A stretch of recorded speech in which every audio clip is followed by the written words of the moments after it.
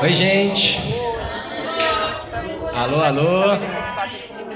O quanto isso ajuda a gente e tem essa... Caramba, que jornada, hein, gente? Até agora, e tá todo mundo aí, quem conseguiu acompanhar as outras rodas aí, deve estar também com a cabeça fervilhando aí. Para quem chegou para a última mesa, bem-vindo aí à Casa Locomotiva. E nós chegamos agora, né? Então, a gente dando uma recapitulada por toda essa jornada aí que a gente já fez, né? A gente começou falando sobre o papel do artista na era da inteligência artificial. Depois a gente viu algumas das coisas que são possíveis, né? E um pouco desse futuro, talvez não muito longo, né? Pelo visto que podemos ter aí pela frente.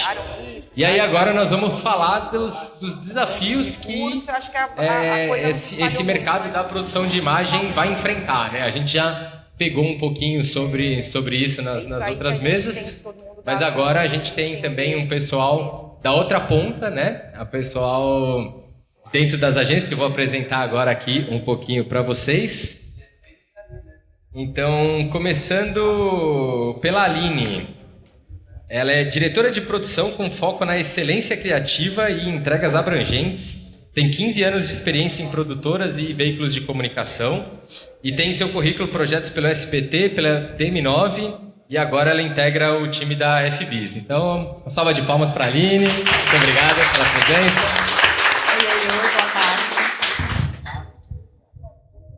Ao lado dela, ela que é produtora criativa com 17 anos de experiência. Tem experiência em produções de teatro, em eventos, em festas na noite de São Paulo e em desfiles. Liderou campanhas publicitárias de branded content como gerente de produção na DM9 e busca trazer novas tendências para projetos criativos e inovadores que geram inclusão social e impacto positivo. Então, palmas para Thaís Cesena.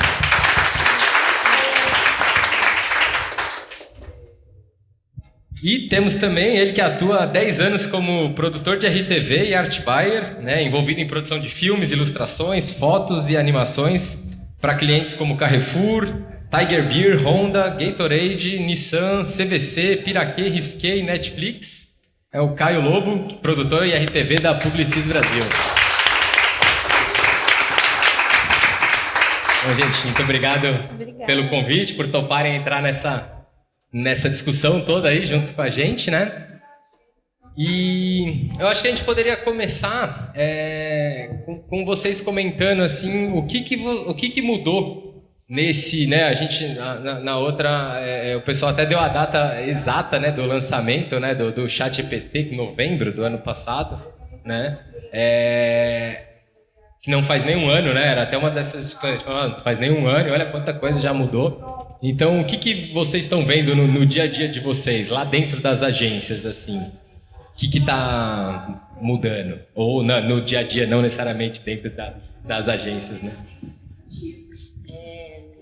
Eu acho que, basicamente... Tem que falar. Mais perto? Foi, né?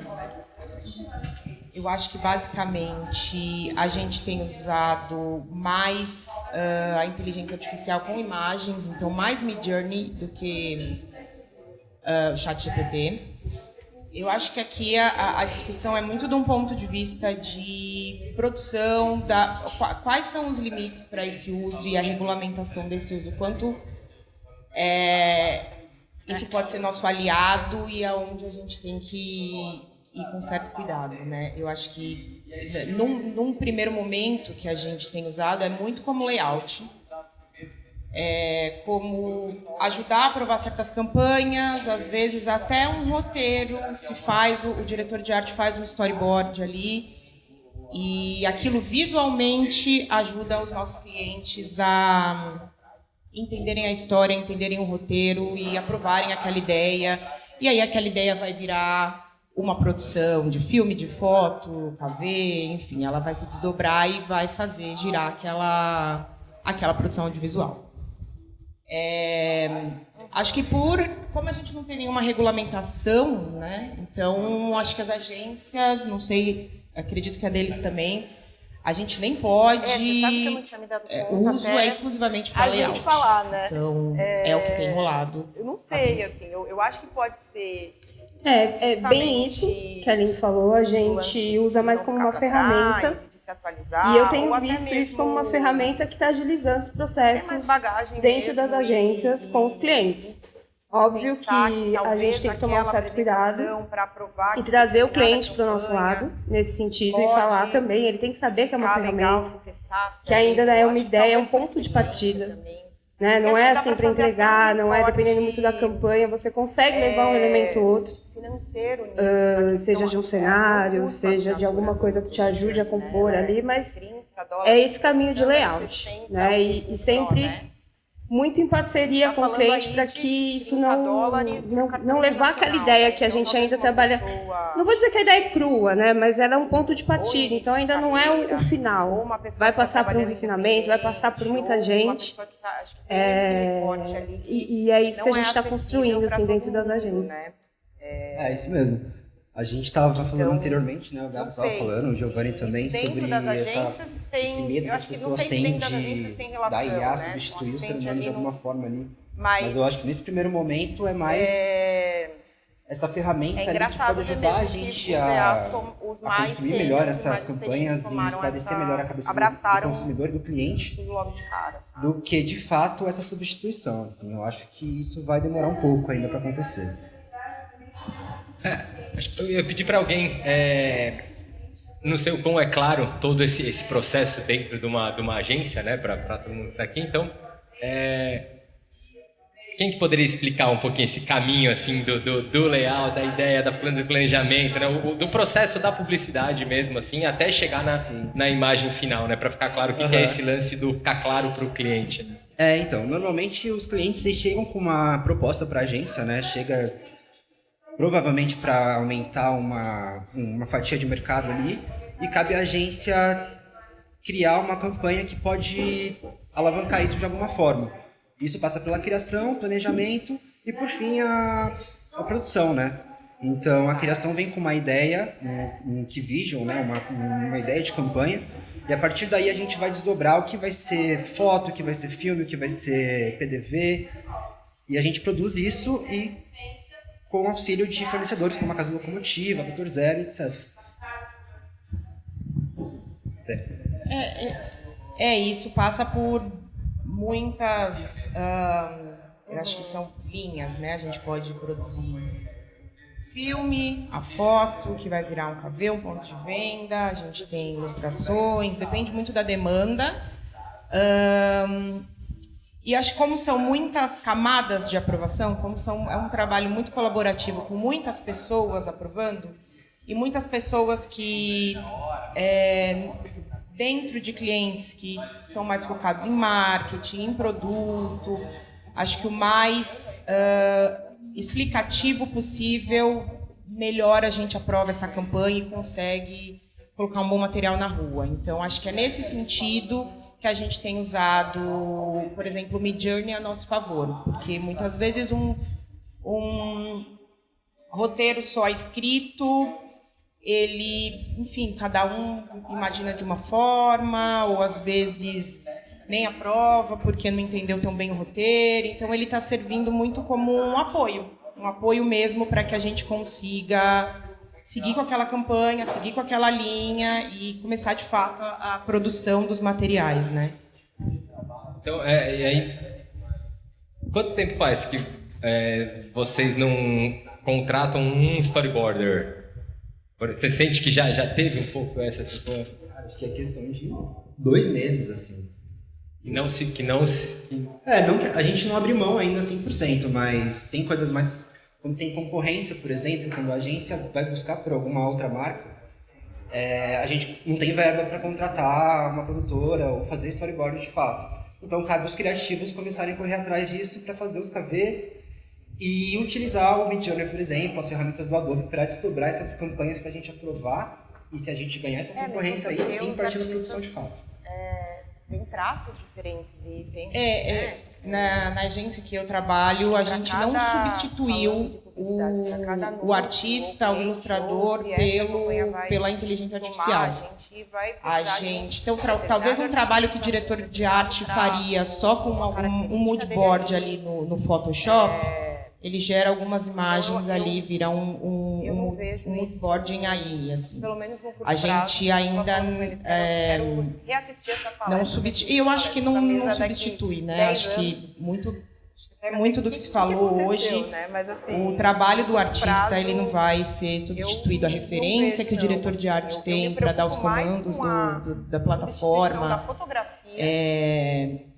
acho que não vai ser substituído. Pelo menos eu não consigo ver isso num curto prazo. Agências, acho que é uma deep agency. É isso, assim, acho que a gente tem usado muito nesse universo que onde era o Photoshop e também o Midjourney está ajudando.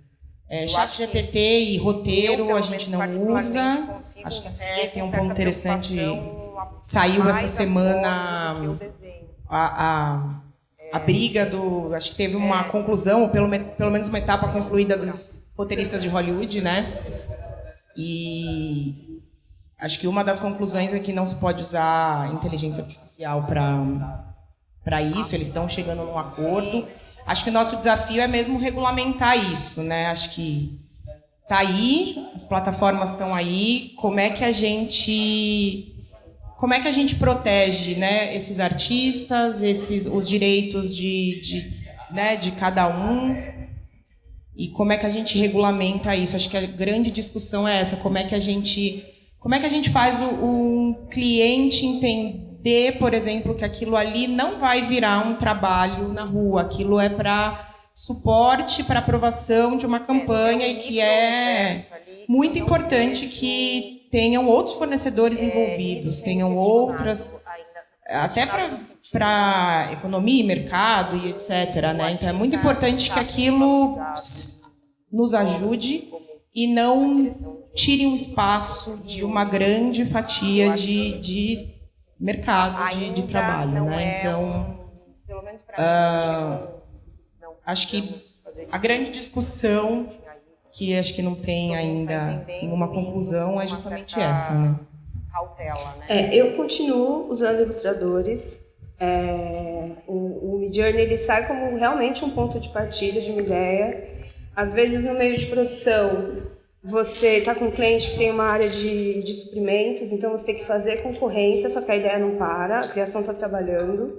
Então, enquanto a produção está ali falando com os fornecedores, tocando essa parte de produtora, quem vai ser o diretor do filme e tal, a gente está a todo vapor com a parte criativa, né, do conceito. E aí é nesse momento que a gente entra com o Midjourney para andar com o cliente, seguir com as aprovações, agilizar esse processo. E aí depois que a ideia, né, vamos partir daqui, aí a gente vem com um ilustrador, porque é isso, a curadoria vai ser sempre humana, né? Às vezes o moodboard, o que o Midjourney te entregou, ele não passa, às vezes, a sensação, a emoção do filme que a gente quer. A gente está indo, a publicidade está seguindo numa coisa mais emotiva, né, para pegar o público, então tem que trazer emoção e isso não tem. Então, as campanhas continuam, né? Eu acho que não sei como a gente vai estar daqui 5 anos, como vai estar a regulamentação, como vai estar daqui 10 anos, mas hoje eu vejo muito isso, do ponto de partida da ideia, para que a gente tenha agilidade no processo. Então, isso vem como uma ferramenta e está ajudando bastante, assim, é o que eu estou sentindo do meio, assim, do mercado.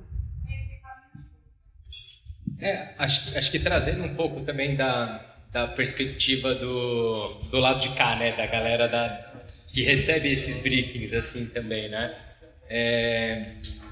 Acho que até para ilustrar um pouco pro pessoal também, muitas vezes, né, quando a gente recebe um layout e o pessoal passa tanto para a gente quanto para outras produtoras, né, para se fazer, cada uma vai oferecer o seu caminho, oferecer o seu orçamento, o seu valor, e muitos dos clientes, né, quando a gente chega com layout, a gente sabe que o resultado final tem que ser muito próximo daquilo, não tem muito espaço para se inovar muito a partir desse ponto, né, por conta das diversas aprovações que já tiveram no meio do caminho, né? Então, muitas vezes já aconteceu da gente receber uns layouts, olhar e falar, nossa, mas isso aqui é de até uma pobreza visual, assim, Que a gente fica muitas vezes também engessado naquilo, porque, não, mas o pai, o fulano, não sei o quê, todo mundo lá já aprovou, já demorou pra caramba, todo esse vai e vem que existe dentro da agência, né, até chegar na hora da produção de fato. Então, muitas vezes a gente ficava amarrado a esse layout ruim, até, né? E a gente tem notado um avanço estético também, né, dos layouts por conta do quanto que o diretor consegue chegar mais próximo, né, para essa galera, né, ver lá na ponta também. E aí, mas aí eu ia perguntar assim, o cliente, ele tem percebido também isso, assim? Ele recebe essa imagem sabendo também dessa maneira, como ela foi gerada? Como é que, ou para ele é um layout que chegou e... Cara, pode falar. Não, então, pra gente, ele até percebe que tem até melhorado essa qualidade de entrega final, mas eu acho que pra ele o principal é essa agilidade que a gente tem agora em aprovar essas campanhas, né? Eu acho que veio a ajudar nesse sentido. Eu tô passando por uma experiência agora, a gente tá trabalhando numa campanha que é uma campanha para sabonete. E muitos KVs, muitas versões, uma empresa com muita gente para provar várias instâncias. Só que o Midjourney, quando você vai fazer uma imagem, hoje você tem um bloqueio, né? Quando você vai falar assim, uma mulher tomando banho, ele já bloqueia por conta o prompt ali já, né, não tem essa conotação sexual, essa coisa mais da sensualidade, a gente está com esse bloqueio. Então, quando você joga isso, você está falando de um sabonete, você tem que falar do banho, e você joga isso no Midjourney, ele não te entrega tudo, o detalhe. E aí, quando a gente foi levar para o cliente falou, cara, mas eu quero um azulejo do ladrilho, não sei o quê. Não sei... Calma, você não vai ter isso aqui.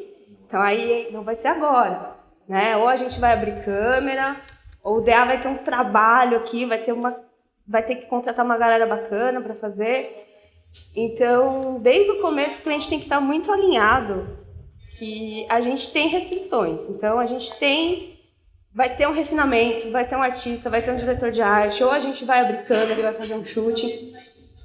É só ferramenta.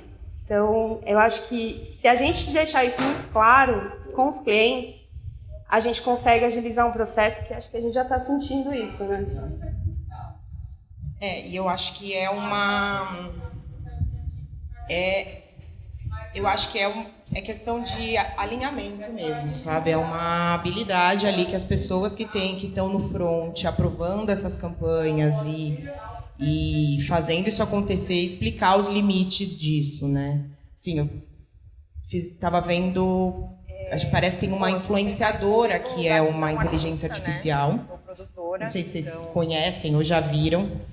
E, sei lá, ela tinha milhões de seguidores e muitas marcas começaram a anunciar e fazer propaganda, sei lá, Prada, Givenchy, com uma conta que era não era uma empresa, não era ninguém, era uma, né? Quer dizer, tinha alguém ali por trás daquela conta, claro. Mas acho que esse é um limite que a gente tem que tomar cuidado para que isso não vire uma constância. Imagina se a gente tem milhões de influenciadores não humanos que começam a fazer propaganda para marcas muito grandes e a gente... Porque eu acho que, de uma maneira geral, o mercado sempre vai exigir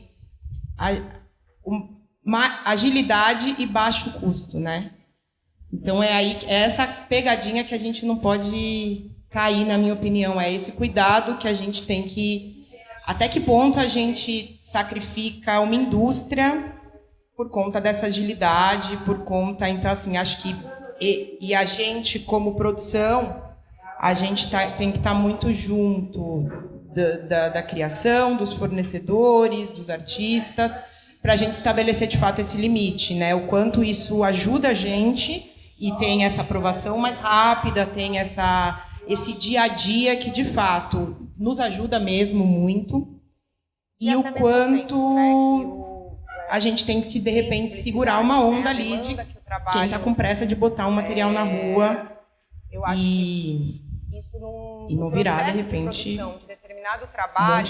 eu acho que isso aí deu... Acho que, pelo menos na Europa, onde, se eu não me engano... Não sei, alguém conhece essa história dessa influenciadora? Era... Um olhar muito de produção. Micaela, vou me lembrar o nome aqui. Eu tendo a achar que as coisas ainda estão sendo respeitadas. Da Europa, e aí lá, enfim. E mesmo em bloquearam isso, já entraram com... com um monte de recurso. Eu acho que a coisa não se espalhou muito, mas qual que é esse limite, né? Acho que, enfim, é isso aí que a gente tem que todo mundo dar as mãos e entender mesmo. Acho que, enfim, acho que todo mundo meio caminhar junto. Porque bem nessa linha mesmo que você falou, né? Porque quanto mais rápido o cliente começa a receber umas coisas, né? A gente até entrou um pouco nesse assunto nas outras vezes, que o cliente vai começar a falar, nossa, então se eu estou economizando tempo, eu também quero economizar dinheiro, né? E como que fica claro isso pro cliente também, né? Ou como que isso pode ser usado também a favor de... Porque para isso virar uma coisa que é aquilo, né? A gente, em vez de fazer uma imagem por semana, a gente vai ter que fazer 5 por dia, né? Então, para compensar o valor hora, né? O cliente vai querer estar disposto a pagar também, né? Então, já existe alguma coisa nesse caminho, assim, da parte deles? Cara, da parte deles ainda não surgiu essa discussão, mas a gente é um pouco limitado a isso também, porque essas plataformas como o Journey, as ferramentas que tem dentro do Adobe, elas são ferramentas que funcionam para pessoa física e não para uso comercial de fato. Então, para agilizar e para economizar o dinheiro que o cliente quer economizar, a gente não consegue por conta disso. Assim, a gente não pode utilizar uma imagem gerada por aí para uso comercial. A gente pode utilizar para ajudar a provar, para produzir para uso comercial de fato. Então, eu acho que nesse primeiro momento a gente não tem nada parecido ainda. E eu acho que vai muito também do que a agência está trabalhando e qual a equipe que ela está trabalhando. A gente estava falando um pouquinho antes,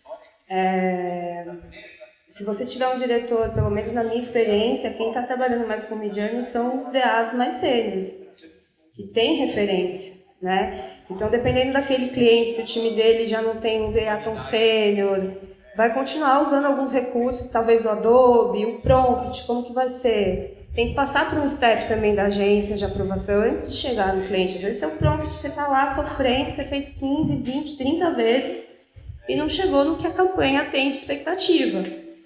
Então, tem que ter um alinhamento da porta de dentro para fora, antes de chegar no cliente, né? E muito da avaliação da campanha, do que a campanha pede e de qual vai ser aquele fluxo de entrega. Porque é isso, se você ficar refém do prompt, você não vai fazer 5, 10 por dia, né? Então, você tem que ter um penso aí para poder fazer essas entregas. E vocês comentaram disso, o dia que a gente se falou, né, no telefone, a gente até brincou, que a gente, quando foi ver, a gente tava 40 minutos ali falando sobre, e falou, bom, assunto para falar tem, né? E aí surgiu esse assunto mesmo, né, de perceber assim, que quem começou a usar primeiro dentro das agências foi o pessoal mais sênior, né? E aí a gente ficou até nesse questionamento, pô, será que também é uma proximidade com a ideia de ser substituído, de ser deixado para trás, que fez a pessoa também correr atrás, ou o próprio lance, né, da bagagem que a pessoa traz, né, que nem numa das outras rodas hoje falou de ter, não, eu quero usar a câmera Leica com a lente tal, com o flare desse jeito, enfim, e de bagagem que tem também, né? Exato. Por onde que você acha que é, assim, por que você imagina que foi mais essa galera? Você sabe que eu não tinha me dado conta até a gente falar, né? Eu não sei, assim, eu acho que pode ser justamente o lance de não ficar para trás, de se atualizar, ou até mesmo ter mais bagagem mesmo e pensar que talvez aquela apresentação para aprovar que determinada campanha pode ficar legal se testasse ali acho que talvez por experiência também. E acho que dá para fazer até um recorte financeiro nisso, na questão... tem um custo a assinatura do Midjourney, né? Ela é $30 o plano standard e 60 o Pro, né? Isso mesmo. A gente está falando aí de $30 e um cartão internacional, né? Então, talvez uma pessoa, acho que ou em início de carreira, ou uma pessoa que está trabalhando independente, ou uma pessoa que acho que tem esse recorte ali que não é acessível para todo mundo, né? Então, não sei se isso dentro das agências tem... Eu acho que não sei se dentro das agências tem relação, né? Se um assistente ali não... Mas é engraçado ver mesmo que os DAs, os mais sêniores e mais experientes, abraçaram isso logo de cara, sabe? Não, eu acho que tem uma pegada da senioridade também, saber mais o perfil do cliente. Às vezes aquele DA está com aquele mesmo cliente há 2, 3 anos, né? Então, às vezes ele procura recursos que no dia a dia dele ele sabe que demora 3 dias, talvez. E com o Midjourney ele já sabe buscar esse caminho de agilizar um processo. Então, eu acho que tem tudo isso que a Aline falou também, mas acho que conhecendo, né? Tipo, o cliente já está mais tempo na agência, os caminhos como... Até os processos com o cliente, acho que isso faz parte do conjunto, assim, do DA, né? Pelo menos na vivência que eu tenho e vendo mais os sêniors trabalhando com o Midjourney. E aí eu levanto um ponto, né? E os júniors, será que vão vir com referência de prompt ou vão vir com referência de arte? Né? Tipo, o que vai ser dessa galera mais nova, assim? Como que vai desenrolar isso? É uma coisa que eu me pergunto como que vai ser para os mais novos. Que não vão ter essa vivência que os DAs tiveram, né? Os sêniors tiveram, de tipo, passaram por todo esse processo. Acho que até até um grande comparativo com a fotografia mesmo também, né? Na época, eu acompanhei, né? Eu entrei no estúdio na época que teve essa transição do analógico pro digital. Pro back digital, né? Chegaram os primeiros backs digitais e aí se tinha muito essa aura assim, de agora todo mundo vai virar fotógrafo, agora não precisa saber fotometria, que você chuta ali na hora, vê na hora o que está acontecendo, né? Mas que no final o que acabou acontecendo continuou concentrando ainda na mão das mesmas pessoas, né? Que tinham esse conhecimento prévio também, né? E aí a gente falando em relação ao desenho, né? A ilustração, a esse tipo de arte. Porque alguns tipos de trabalho, né, envolve uma questão puramente estética, né, e muitos também, como uma coisa que surgiu hoje, também a questão da própria narrativa, o próprio background do artista ali, né? Então, vocês acham que esse tipo de trabalho ele começa a ter uma evidência diferente por conta de a máquina também estar produzindo algumas imagens? Eu acredito que não, porque foi como as meninas falaram. Eu acho que se você não tiver a referência adequada para pedir pro IA executar aquela ação, você não vai ter um resultado muito bom. Então, eu acho que aí cabe aos artistas saberem executar, ter essa experiência de prompt mesmo para colocar na máquina que eles querem de fato. Porque sem isso a gente não vai conseguir uma imagem legal e não vejo isso como uma substituição.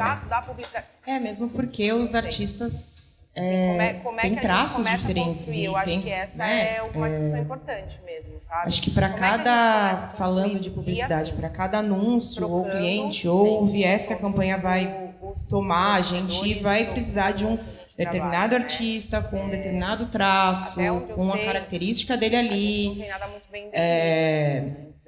Então eu não vejo isso, pelo menos num curto prazo. Estava falando com eles, quero reassistir essa palestra daqui, essa mesa daqui 10 anos, para ver o que aconteceu, né? Mas assim, no curto prazo, eu não vejo não, assim. Eu me preocupo mais com a substituição da fotografia, porque foto a gente já vê que tem agências, acho que tem uma Deep Agency, que é uma agência só de modelos que não existem, né?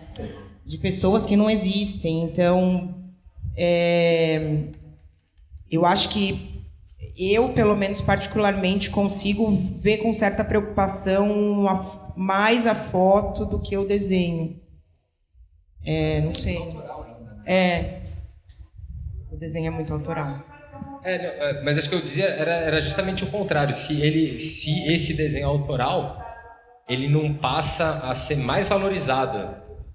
Entendeu? Eu estou dizendo justamente o contrário, né? Porque assim, então por que uma marca...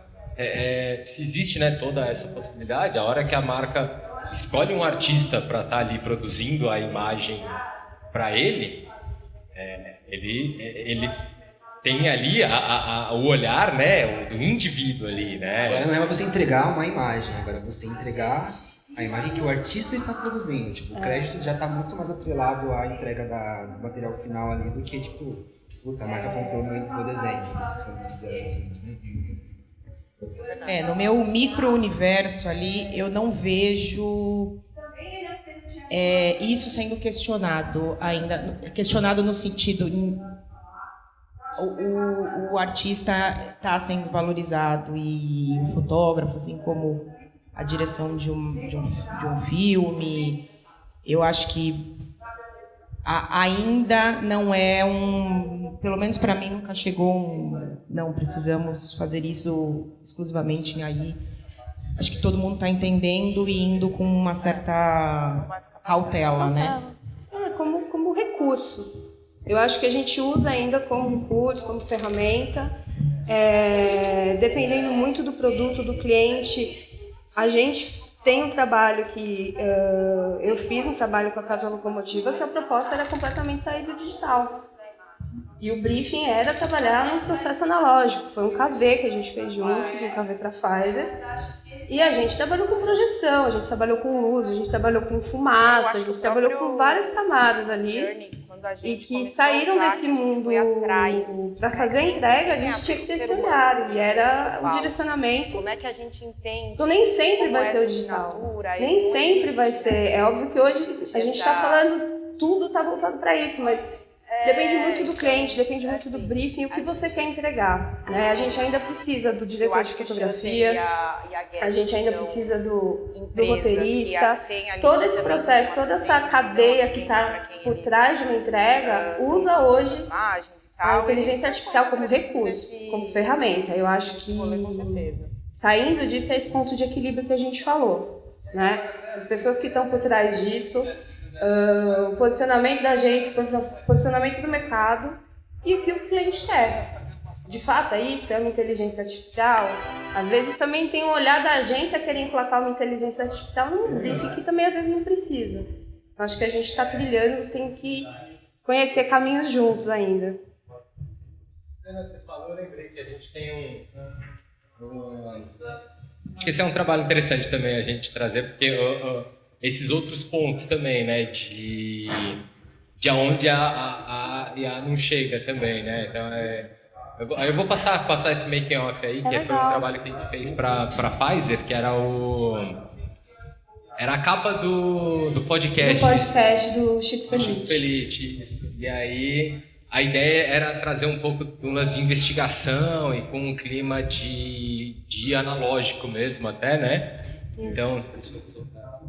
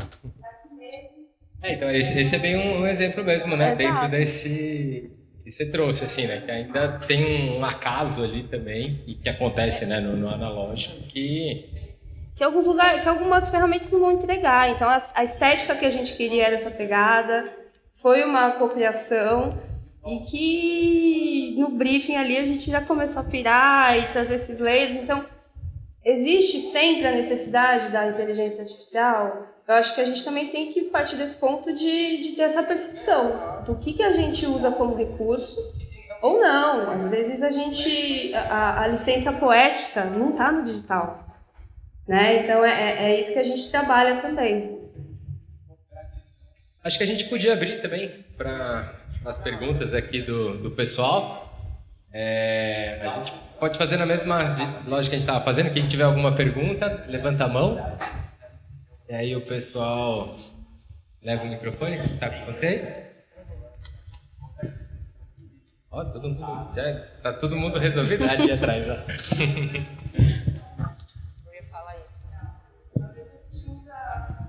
Olá, boa tarde a todos. Meu nome é Aglaupe e eu queria agradecer o convite aí por estar aqui hoje. Eu não conhecia a casa e estou muito feliz. A minha pergunta para vocês é o seguinte, né? Sabemos aí que estamos aí na era da tecnologia, só que nós temos o processo criativo. Então, eu queria perguntar o seguinte, a inteligência artificial, né, a tecnologia, claro que ela vai influenciar nesse processo criativo de cada artista. Mas, para vocês, essa inteligência ela pode prejudicar esse processo criativo ou ela pode melhorar o processo criativo desse artista?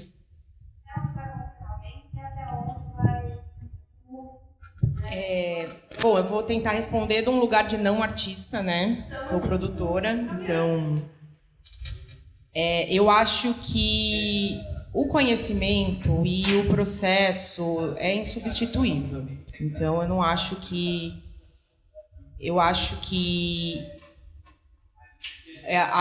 o AI pode ajudar em algumas concepções de alguns projetos, mas eu acho que o conhecimento, eu acho que isso é de fato insubstituível. O artista ele vai ter que saber, né? Ele vai conhecer a história da arte, vai ter referências e inspirações e todo o processo. Eu acho que isso aí não substitui. Eu acho que se você souber utilizar isso a seu favor, você pode ter uma gama muito maior do que você normalmente tem de forma analógica, assim. Eu acho que você souber utilizar aí, de fato, você vai ter muito mais referências também para você apresentar e para você criar novos projetos, assim. Eu acho que só tem a acrescentar nesse primeiro momento, pelo menos. Eu também, eu acho que também do ponto, né, de produção, não de artista, mas a curadoria sempre vai ser humana, né? A IA vai trazer algumas coisas ali que ela vai trazer, mas o processo do artista eu acho que não se perde. Ele vai usar como ferramenta e dali do Midjourney ele vai passar com Photoshop, ele vai aprimorar, ele vai... Eu acho que não vai substituir. E até mesmo tempo, né? Que em publicidade, né? A demanda que o trabalho... Eu acho que o processo de produção de determinado trabalho, ele não muda. A gente sabe que determinado trabalho, né, leva X tempo, por todas as questões de processo criativo e de execução propriamente dita. Então, assim, com um olhar muito de produção, eu tendo a achar que as coisas ainda estão sendo respeitadas, sabe? E mesmo em marcas e empresas, né, falando de publicidade, eu vejo isso sempre, tem muita gente ali no marketing também que continua interessado em ter um trabalho foda na rua, com profissionais foda fazendo. Então, acho que, enfim, acho que é todo mundo meio caminhar junto. Acho que continua, né? E regulamentar. Eu fico sempre com eu produtora, fico sempre com a regulamentação na cabeça, sabe? Eu acho que os limites que a gente impõe é justamente, isso pode, isso não pode, porque a lei não deixa. Pronto, aí acabou, sabe? As pessoas entendem. Os clientes, pelo menos.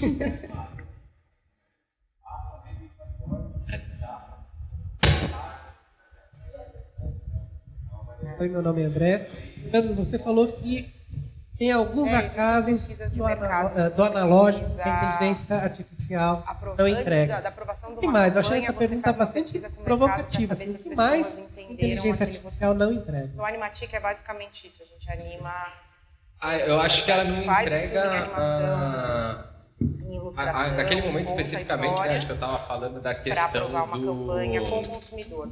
Não é todo o processo do acaso que o analógico acaba trazendo, assim até, né? Que para aquele trabalho específico tinha questões ali que no digital ele não chegaria com a mesma textura, com a mesma... o mesmo acaso, né? O próprio grão, então é coisa que ele acabou acontecendo ali na hora do trabalho. Mas eu acho que o que ele não entrega mesmo é a questão do ponto de vista do artista, que nem acho que foi falado aqui na roda anterior. Eu acho que a especificidade da história, da bagagem e do olhar desse artista, né, dessa história que esse artista, da maneira que o artista vê o mundo, aí isso que ela não coloca, porque ele na verdade, eu acho que se tratando de ponto de vista, o ponto de vista da IA, ele é o da humanidade como um todo, né, é um resumo dela toda, por isso que ele é muitas vezes ele é muito racista, por isso que muitas vezes ele entrega preconceito, porque ele é esse resumo dessa bagunça toda, né. Então eu acho que o que ele não entrega seria muito o que torna a gente humano mesmo, né? E aí acaba ficando cada vez mais evidente aonde que está se passando essa linha tênue ali, né? Então, isso aqui foi feito por um humano ou foi feito por uma máquina? Que história está sendo contada aqui, né? Eu acho que tem um pouco de emoção também, né? Eu acho que não entrega. Você olhar ali, às vezes, sei lá qual versão do prompt você tá, e você não vê emoção no que ele tá te dando. Então tem isso também. Eu acho que, falou de uma forma um pouco chula, assim, eu acho que a IA pode entregar o varejo, que é algo que é adaptável, você pode desdobrar em vários formatos, em várias secundagens, com várias trocas de produto, mas não algo que tenha uma ideia a se passar de fato, assim. Acho que é isso.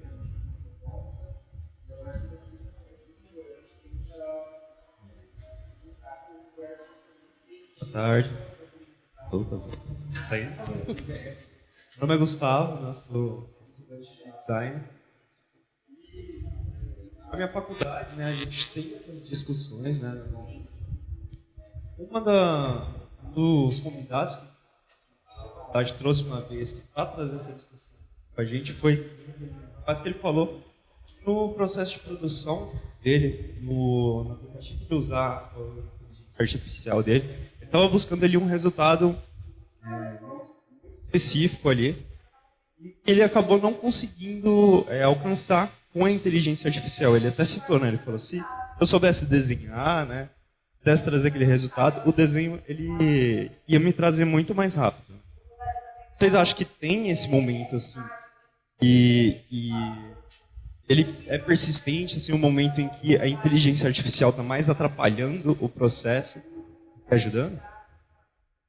Eu acho que para quem não consegue mexer na ferramenta assim muito bem, vai atrapalhar de fato, porque você vai dando os comandos para a inteligência e ela vai te entregando o que ela tem ali no acervo dela, né? Tipo, é muito difícil você explicar para ela o que você quer.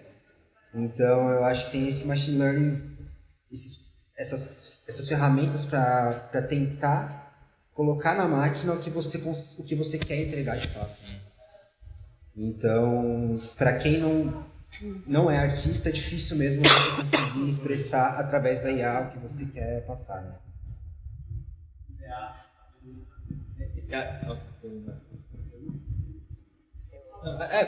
Antes do show, eu vou até trazer um outro ponto aqui, que eu lembrei agora, Amandinha, daquela imagem de... Teve uma vez que a gente pegou um trabalho de metrô, né? Era do metrô?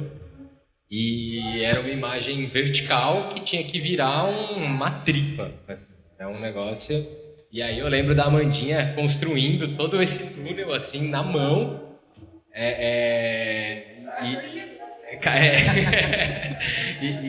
Coisa que hoje em dia, né? Então porque justamente eu acho que também não se pode demonizar a ferramenta, né? A ferramenta ela pode facilitar muito o processo que libera a sua cabeça e o seu tempo para outras coisas, né? O lance realmente, eu acho que a grande armadilha aí é a gente saber se esse mais tempo vai ser para você ter que fazer mais trabalho para dar conta de se bancar e se sustentar da mesma maneira, ou se isso realmente vai trazer a maneira que você vai usar isso como uma ferramenta ali para você, para te trazer uma qualidade de vida, para te trazer agilidade e melhora no que você está se propondo para fazer. Olá, boa noite. Boa tarde. Acho que em vários momentos assim das conversas a gente falou sobre essa questão da regulamentação, né? E que é uma ideia que eu acho que é muito válida, assim.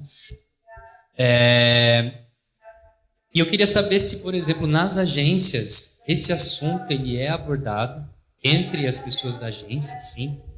E qual seria o caminho para a gente conseguir, de fato, construir essa regulamentação, né? Porque eu vejo, por exemplo, nessa greve dos roteiristas, teve o lado que pediu pela regulamentação, mas quem teve que responder por isso foi o lado dos estúdios, foi o lado dos caras que são os clientes em geral, né? A gente, como artista, a gente tem como pedir a regulamentação, mas no final essa resposta, né, a regulamentação de fato, ela talvez tenha que vir de outro lugar, assim. Eu queria saber se vocês discutem esse tipo de coisa, se vocês têm alguma ideia, assim, por onde isso poderia realmente começar para a gente ter algo mais sólido. Dar o workshop para essa galera também. Bom, na agência que eu trabalho, essa agência faz parte de um grupo.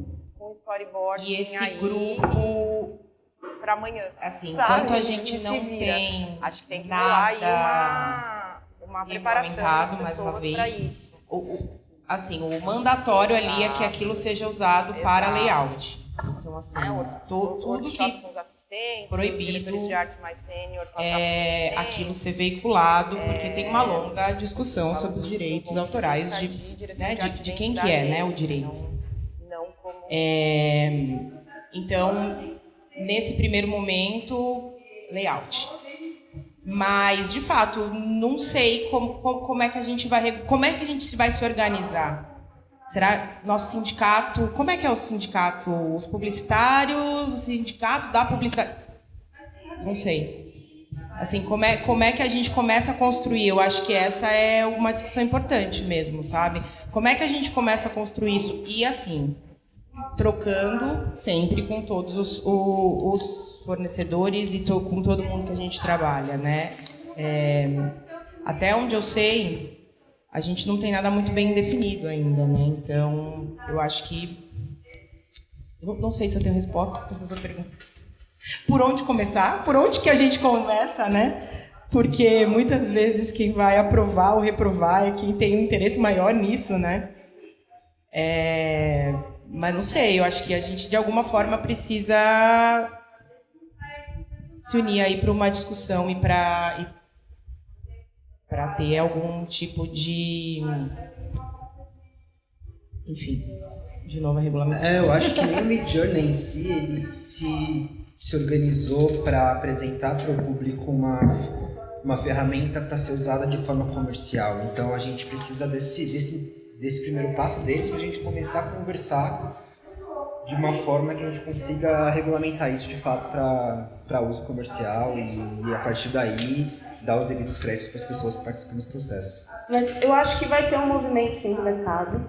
Eu acho que Shutter, Getty, esses caras não vão ficar para trás, né? Eles, enfim, quanta imagem, né? A gente não licencia aí em agência artistas. Então, acho que vai ser uma movimentação, não sei te dizer se vai ser imediata, se até 2024 a gente vai ter, não sei. Mas eu acho que o mercado vai se movimentar sim, é o caminho, não tem mais como voltar atrás, já começou, né? E já começou de forma rápida. A gente, 2 semanas, está falando de IA de um jeito, 2 semanas depois a gente já está falando de outro. Ano passado a gente falava de NFT, e hoje a gente está falando de IA. E também NFT não tinha regulamentação e já está começando, né? Já começou a ter a se falar. Então acho que o mercado vai fazer um movimento, porque as pessoas não tem como ficar atrás, né?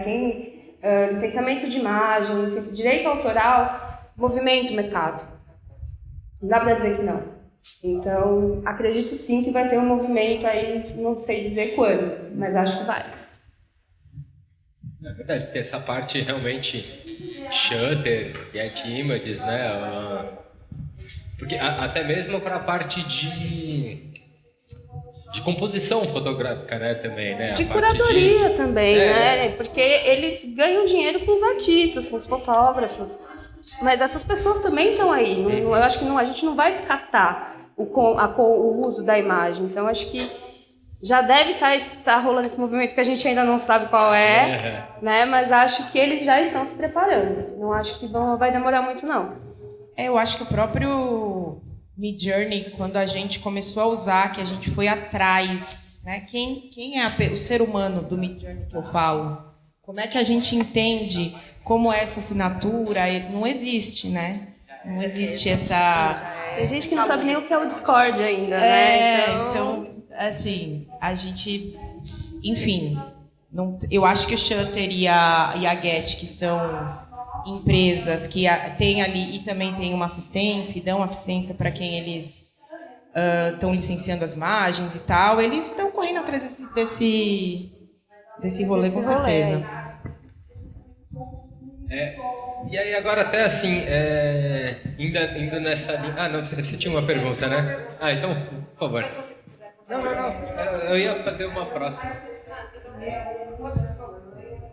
Olá, boa noite. Assino meus trabalhos como crânio, né? Então, nossa, falou pra caralho. Eu sou motion designer e editor de vídeo, né? Um pouquinho fora de desenho, mas enfim, curto também. É uma pergunta e uma reflexão que eu tive um pouquinho das outras palestras, não sei se vocês me permitem, mas a pergunta é que vocês falaram do Midjourney e tem alguma outra ferramenta que, tipo, por exemplo, Midjourney é pago e tal, eu já usei também. E eu ficava, às vezes, fazendo várias contas, porque batia o limite de 20 lá e tal. Não sei nem se eu acho que eles bloquearam mais. Não sei, tipo, tentei um tempo atrás, deu um errinho, assim. Mas eu sei que tem o DALL-E, tem o Leonardo aí, sei lá, e tem várias outras. Tem alguma outra ferramenta que, tipo, entre aspas, gratuito, que dê pra mexer mais, que tem, digamos assim, que eu vejo que o Midjourney ele é muito evoluído, assim, ele dá uns prompts muito legais e tal. Tem alguma outra ferramenta? Que eu vi muito vocês falando só Midjourney, mas nenhuma outra, assim, tipo, que... Enfim. Eu sei que tem, não vou saber te dizer o nome, porque eu pego muito um time de pós-produção, então eu sei que hoje em dia, na pós-produção, tem essa da Adobe, que ela já consegue, né, te ampliar a imagem, inclusive a minha foto aqui, ó, esse braço não existe. É que ainda tá completa, mas foi uma brincadeira. E dá pra você trabalhar hoje em dia, com trilha, dentro, acho que é do próprio Adobe. Então ele já, quando a gente passava alguns sufocos, aí, putz, tem que cortar a trilha, reduzir numa versão de 10, de 15. Ele já faz esse trabalho. E acho que tem também para imagem. Então eu não sei te dizer exatamente o nome. O Adobe Firefly? Não sei, mas eu sei que a turminha ali que eu tô lidando no dia de pó já tá, os curiosos já estão usando. Que eu vi que tem o Adobe Firefly, né, que seria a ferramenta da Adobe para ser um Midjourney deles, no caso, né, e eu não achei tão interessante ainda. É bacaninha, mas tá evoluindo a ferramenta também, né. Aí seria mais essa minha dúvida, assim, se tem outro concorrente de peso, assim. Mas eu acho que não vai demorar muito, não. Acho que em breve já tem esse lance de trilha, de te auxiliar em pós, em motion. Acho que o caminho é esse, né? Daqui meses, até o final do ano, já vai ter novidade, já vai ter... Enfim, eu acho que tá andando muito rápido. Entendi.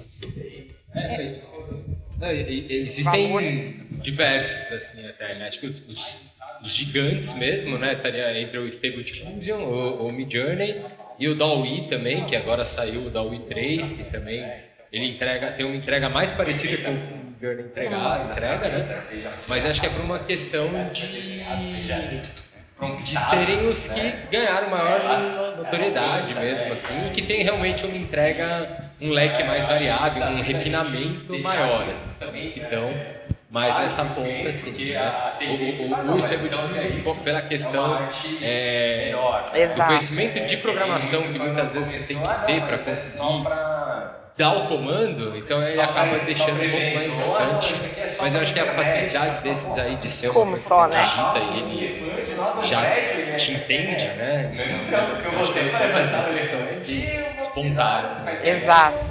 E a gente hoje em dia está trabalhando até com locução, né, de inteligência artificial. Então, às vezes a gente usa uma lock ali para fazer uma marcação. Às vezes já aconteceu comigo do cliente gostar tanto que foi a própria locução ali que saiu de um Miyake que seguiu. Mas é a regulamentação, né? Então, é esse ponto. A gente dá vários passos para frente e volta a falar, né? E os locutores? Então, de novo, foi uma ferramenta, né, para usar ali como marcação de um texto, para soltar uma versão para o cliente ver se esse era o caminho e ele ficou super apegado. Calorzinho. Mas que no time de pós, pro motion, né, que às vezes precisa de uma lock guia, pô, foi um super agilismo. Então, qual vai ser como que a gente vai trabalhar nisso? Né? Qual esse equilíbrio? Até onde vai como ferramenta e até onde vai o uso, né, para uma campanha, enfim, Também por causa, não só. Estamos caminhando. E um dos medos dos artistas a gente assumindo que é uma ferramenta que está sendo utilizada pelos artistas, está sendo utilizada pelos estúdios. A gente sempre fala, né? O Chum sempre trouxe muito isso da importância da gente ter um leque grande de atuação, né? A gente começou falando com o lance do storyboard, né? O artista que ele estava totalmente focado só em fazer o storyboard, muitas vezes ele vai precisar começar a procurar outras maneiras, né, de atuação mesmo também, né, de ter esse leque grande de técnicas, né, de ser mais uma técnica, né, no bolso dele, né. Então é diferente, por exemplo, quando você fala com um estúdio, né, que tem também, né, um leque grande de acabamentos que ele pode entregar também, enfim.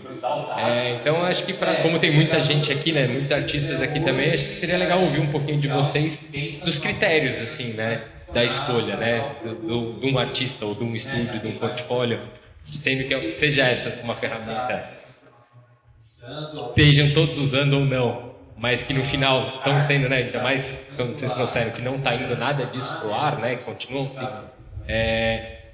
Qual que é o parâmetro da decisão por um artista ou outro, né? Acho que isso é importante a galera ter em mente também para desenvolver a divulgação também do próprio trabalho. Eu acho que o processo da agência...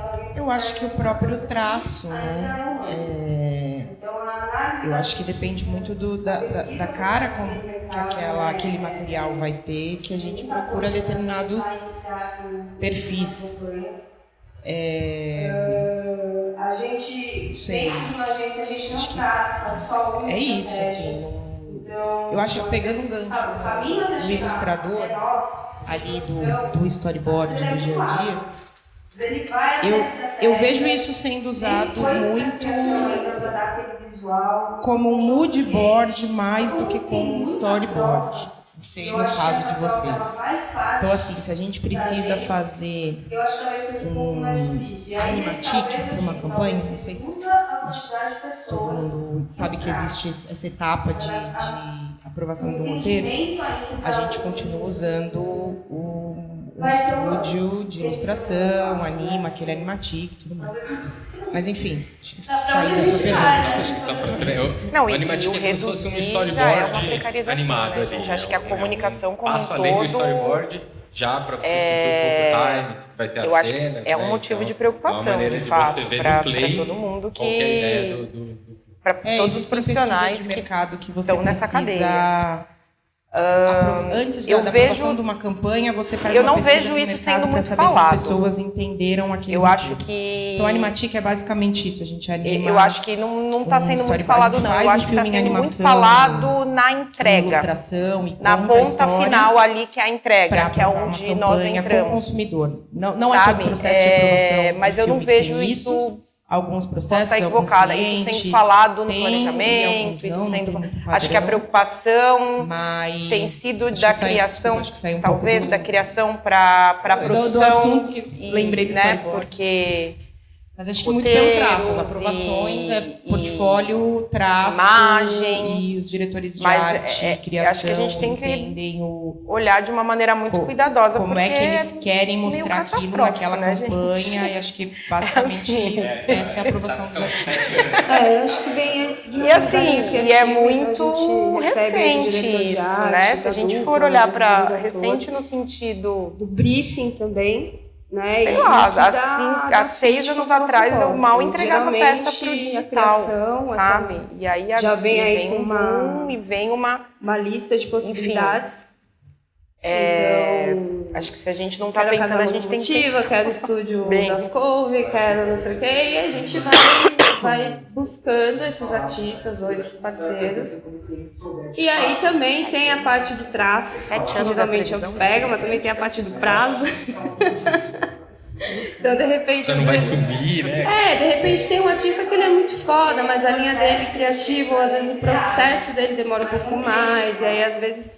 Então, tudo dentro da produção não é uma única regra que dita, sabe? Tem muitas variáveis assim, mas acho que é esse caminho. A criação faz a indicação, a produção também traz, né? Então a gente tem bagagem também de processos, de parceiros que a gente, de artistas, e conversando, falando do traço, falando do perfil, falando do prazo, do briefing, a gente chega a uma conclusão para seguir na campanha. Acho que é um pouquinho, mas eu falei um pouquinho, deu para entender, acho que eu falei isso. A criação chega pra gente com uma proposta e a partir daquele vídeo a gente tenta buscar por artistas que chegam mais próximo daquele resultado, que possam até somar um pouco mais aquilo. Então, isso pode ser muito variável, assim, depende do produto, se a gente está iniciando caso, se a gente está iniciando de alimento, se a proposta é voltar para os anos 90, se a gente quer uma coisa mais digital, se a gente quer algo mais estilo, mais bonito, assim. Então, isso depende muito de como vem pra gente essa proposta. Ou não, então, veremos, gente. É gigante as possibilidades, assim. E que no final das contas, assim, do meu ponto de vista, acaba sendo sempre uma cocriação. Agência e artista. Porque o artista não sabe o perfil do cliente. O artista não sabe, óbvio que a gente sempre passa. Então, às vezes o cliente, putz, isso aqui ele não vai desapegar. Essa imagem tem que ter, é isso que passa o produto. Então vira uma cocriação, vira um trabalho feito ali, agência, artista, e caminhando junto até chegar, sei lá. Eu já tive V35 de KV e V2, entendeu? Depende. Sampaio que gosta de chegar nesses números altos. Tem gente que sabe do que eu tô falando, então varia muito, sabe? É difícil, muitas variáveis. Então, uma das maneiras que a gente tem de manter essa bolsa é vender o bolso, vender essas ecobags, que o Jota vai mostrar ali. Aí são as ecobags desenho do Breno, daqui da... Boa noite. Você acha que no futuro vai ser um pré-requisito todo DA saber dominar ferramentas de AI? Eu creio que sim. E até para a saúde mental dele, assim, porque a demanda vai ser muito maior. Obrigada.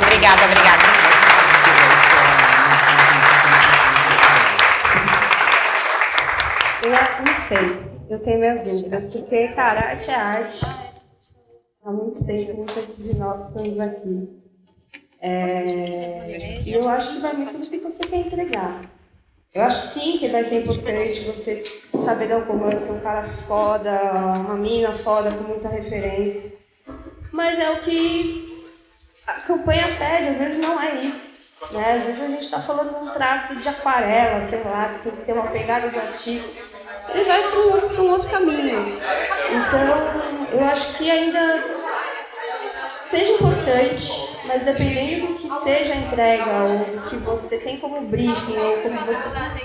talvez não seja fundamental. Mas eu acho que hoje, né? Eu acho que isso ainda está mais para o diretor de arte, às vezes, briefar o artista do que ele quer, talvez. Tá? Eu estou aqui ainda na base do talvez, gente. Mas é muita pegada, é muito perfil, né? Então não adianta, assim, depende, a proposta é outra, aqui mesmo a gente mostrou. Então acho que o caminho é você saber, acho que você tem que saber para você trazer ideias. Às vezes o ideia está com ideia e você não pronto traz uma solução bacana, tem um insight, mas eu acho que ainda faz parte da ferramenta, não é assim só isso vai entregar. Eu acho que a gente está caminhando ainda. Vai cantar lá na frente? Acho que não. Não, eu acho que para os DAs dentro de agências, bom, acho que é muito útil para o dia a dia, mas acho que a gente não pode esquecer que o diretor de arte é quem vai dar a cara da arte do projeto, né? Então essa pessoa, esse diretor, ele tem que ter todas as referências artísticas e tudo. Acho que a ferramenta vem para ajudar eles, mas eu acho que vem até com uma certa responsabilidade das agências, de dar workshops para essa galera também, que não é só jogar a bomba ali e falar, puta, me mostra aí uma campanha com storyboarding aí pra amanhã, sabe? E se vira.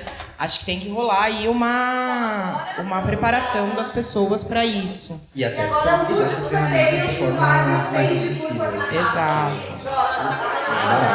Workshop com os assistentes, os diretores de arte mais sênior passar para os assistentes. Isso do ponto de vista de direção de arte dentro da agência, né? E tem que ser um processo de toda a agência saber como funciona. Porque eu tô desde junho freelando, tô no mercado como freela e eu vou para uma agência que tem total posicionamento de não sai daqui, não temos regulamentação, é realmente uma ferramenta, mas tem agências que trabalham muito freela e às vezes o atendimento não sabe, não está por dentro, é ele que está no dia a dia com o cliente. Às vezes você soltou uma peça, que é só uma pincelada do que a gente está pensando, e o cliente não quer botar para mudar. E você não sabe nem explicar para o seu atendimento que não é assim que funciona. Então, as agências têm que se blindar nesse sentido. Não só do lado criativo, não só do lado da produção, do lado de quem fala com o cliente, de quem está vivenciando isso. Porque a gente precisa ter limites. Eu acho que a gente falou aqui que nenhuma peça, né, saiu, mas eu não vi algumas. Às vezes não sai ali com o personagem, mas, por exemplo, você usou o recurso, você, assim, sei lá, eu quero... Você atende uma conta de automobilismo,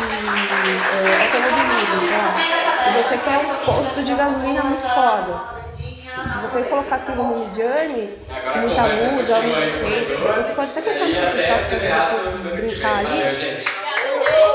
Se for só pro digital, você usou, saiu.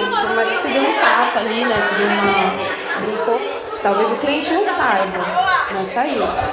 Então, às vezes, nem o atendimento sabe que ali o ideal usou o recurso de IA para colocar aquela imagem de fundo. Pode acontecer, né? Às vezes não passa pela produção, é uma troca direta da criação com o atendimento ou com o GP do projeto que a produção não se envolveu, não precisou da produção ali, numa peça. Isso estou falando, tá, gente, de agência para agência. Tem agência que tem um step certinho, tem agência que às vezes pula um processo ou outro. Então, às vezes sai, né? Você não tem o controle de tudo. Mas é isso, acho que enquanto agência, todo o ecossistema daquela agência tem que saber como funciona para que não tenha ruído com o cliente ou o cliente desista de fazer alguma coisa por conta disso. Eu acho que a Visa lançou uma campanha durante a Copa do Mundo Feminina onde eles recriaram como seriam as jogadoras da seleção brasileira dos anos onde as mulheres não poderiam jogar futebol. E isso, obviamente, foi criado por IA. E assim, eu acho que houve um acordo ali entre o jurídico do cliente e o jurídico da agência para ter esse aporte jurídico caso venha algum processo de fato, porque foi uma jogada arriscada, no meu ver, assim, tipo, veicular algo diretamente por IA. Então... e às vezes o DA usou ali um recurso para agilizar o processo dele, né, que ele sabe que ele demoraria 3 dias para fazer aquilo no Photoshop, ele fez em 5 prompts da manhã e soltou.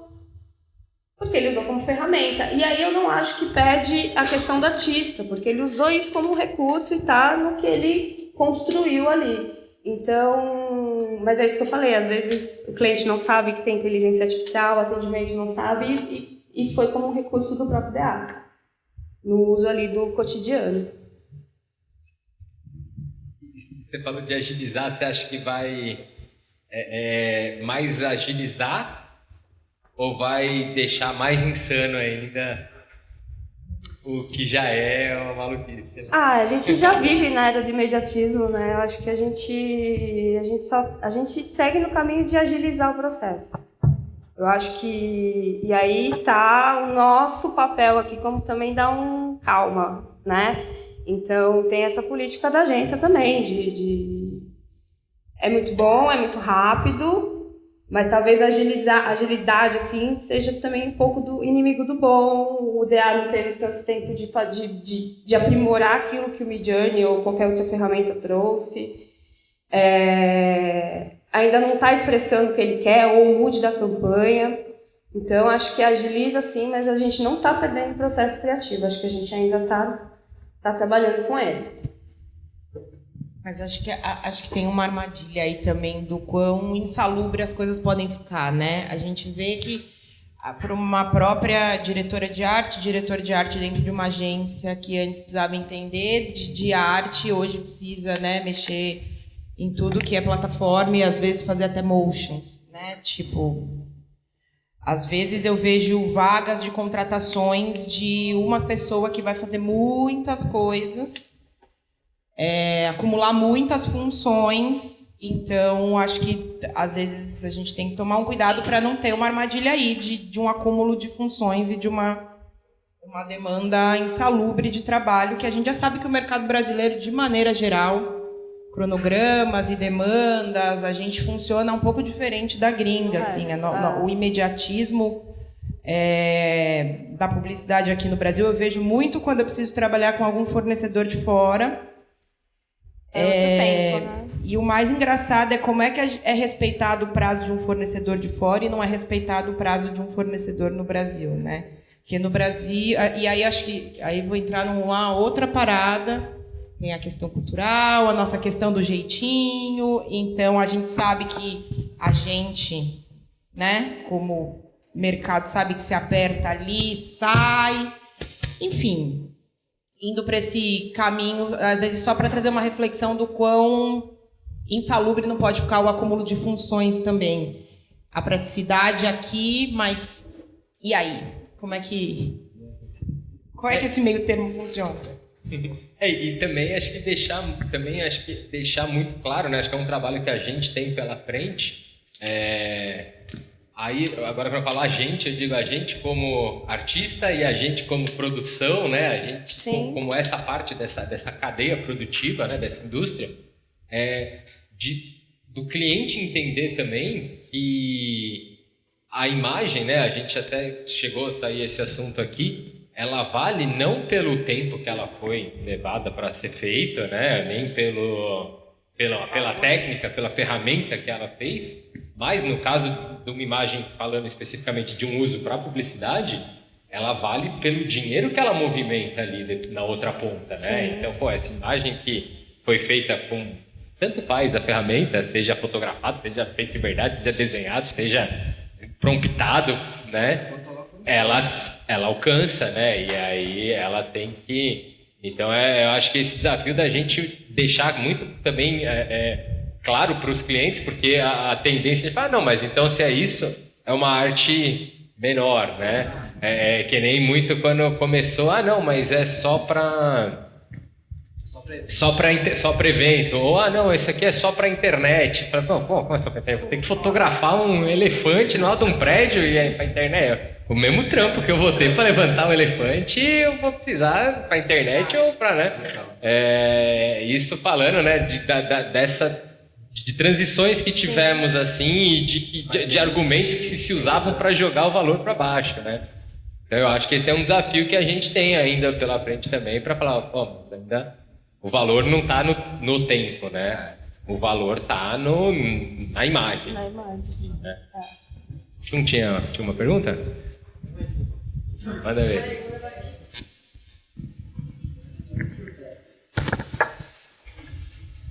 Todos os siriris da Madalena resolveram vir acompanhar aqui o futuro da...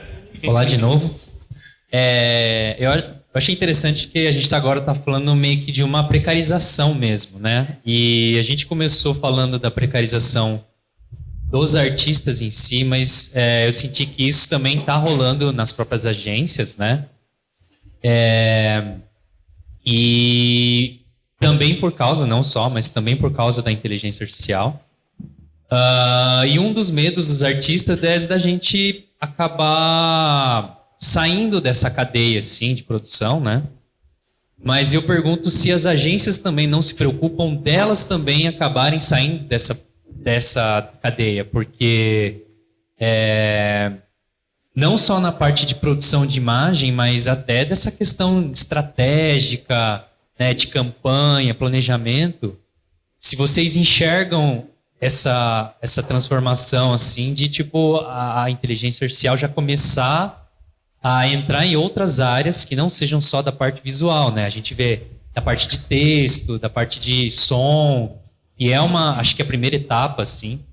Mas a gente vem falando que vai partir para as partes de tomadas de decisão, estratégias de comunicação.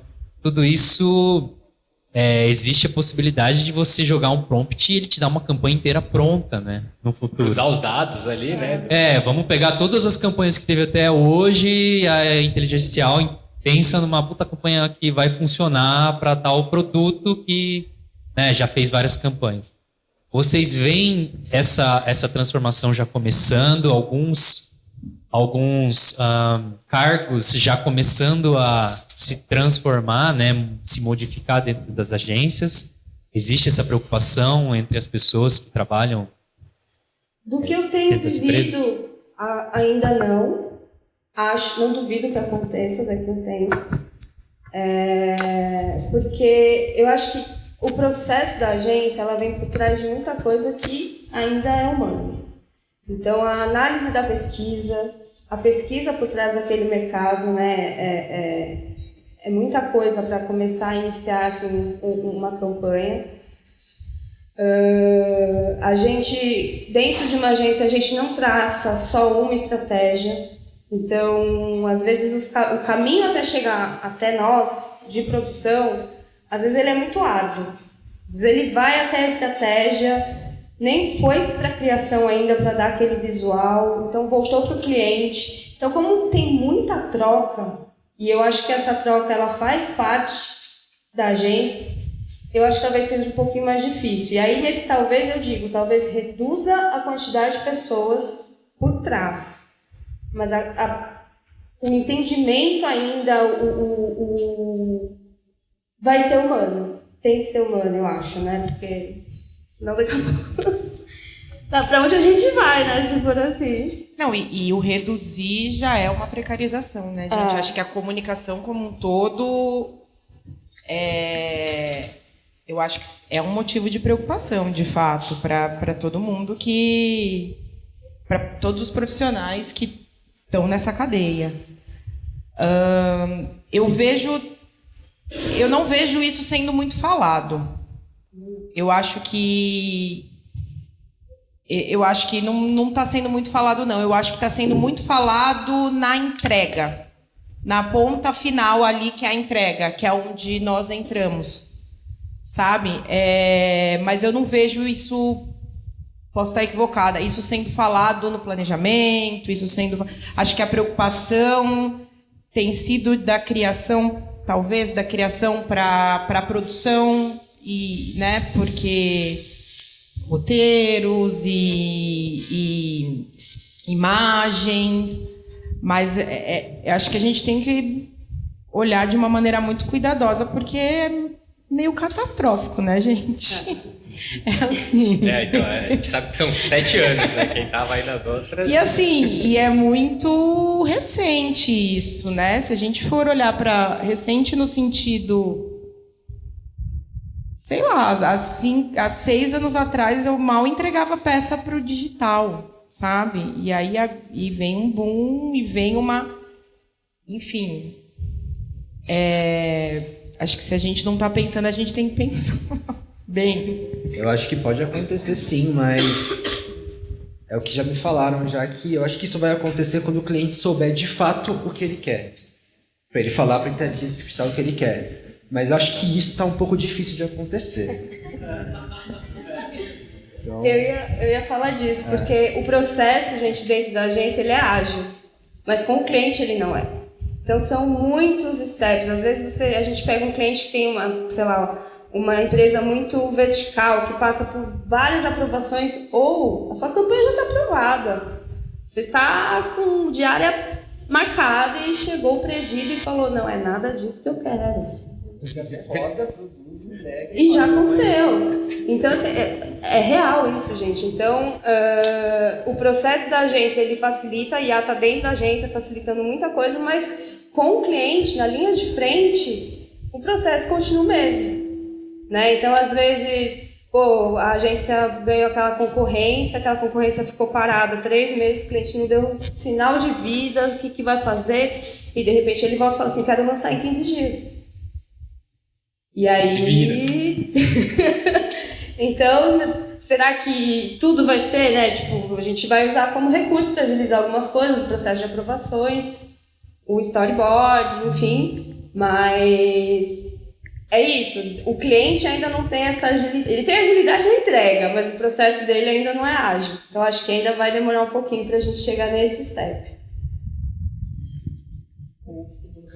Ou não. Ou não. Cadeira. E aí, gente, mais alguma pergunta? Bom, então, acho que é isso. Temos aí bastante trabalho aí pela frente, talvez mais trabalho do que a gente gostaria, né? Porque pelo visto a gente vai ter que fazer 3 vezes mais. E queria agradecer a presença de todos vocês. Achei que eu ia falar. Agradecer a presença de vocês também. Comentar uma coisa que eu tinha esquecido no começo. A gente tem um programa de bolsas aqui na Casa da Locomotiva, né? Acho que vai muito na linha também que a Vanessa trouxe, né? De uma maneira da gente trazer inclusão assim também para pessoas que não conseguiriam ter acesso a algumas tecnologias, a algumas ferramentas. Então, uma das maneiras que a gente tem de manter essa bolsa é vendendo essas eco bags, que o Jota vai mostrar uma ali. Tcharam. Aí são as eco bags, o desenho é do Breno, daqui da Casa Locomotiva também. Aí depois, se alguém tiver interesse, quiser para contribuir com esse projeto também, aí é só procurar qualquer pessoa que tiver com o crachazinho. E vamos então para os últimos sorteios, né? Então, Flavinha, agora a chance está grande. Então, pessoal, obrigado mais uma vez. Obrigada.